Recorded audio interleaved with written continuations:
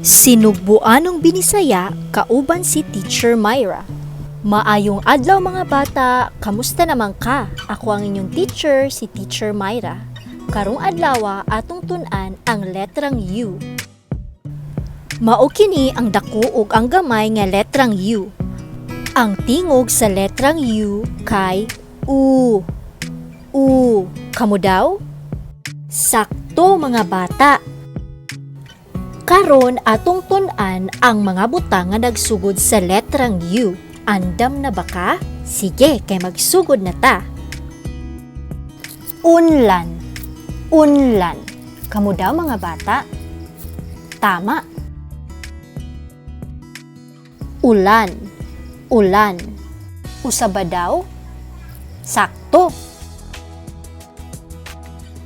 Ulat. Ulat. Sige, ikaw na lang. Very good. Uling. Uling. Usa ba daw mga bata? Tama. Ulo. Ulo. Ikaw na lang daw be, unsa ni? Correct.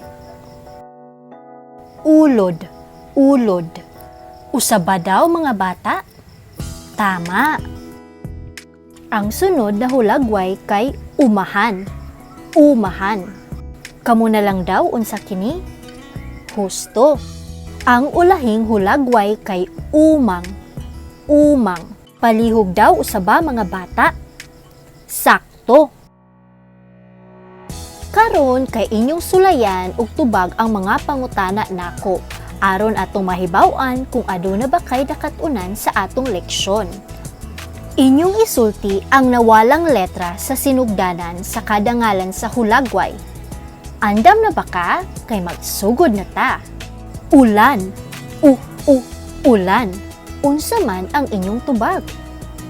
Yes, ang tamang tubag kay letrang U. Ulo. Ulo. Unsa ang nawalang letra sa sinugdanan? Yes, ang tamang tubag kay letrang U. Ulod. Ulod. Unsa ang inyong tubag? Sakto mga bata. Ang sunod kay umahan. Umahan.